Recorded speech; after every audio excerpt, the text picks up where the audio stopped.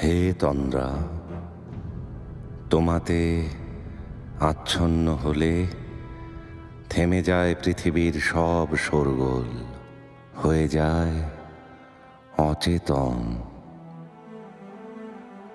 আজ রাতে আমার কাছে এসো না, আমার চেতনা কেড়ে নিও না। আজ রাতে আমি কল্পনায় সেই প্রিয় মুখ বার দেখতে চাই।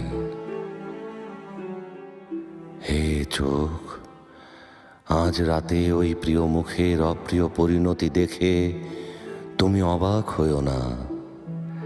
এই নির্ঘুম রাতে তুমি অস্থির হইও না, কষ্ট পেও না।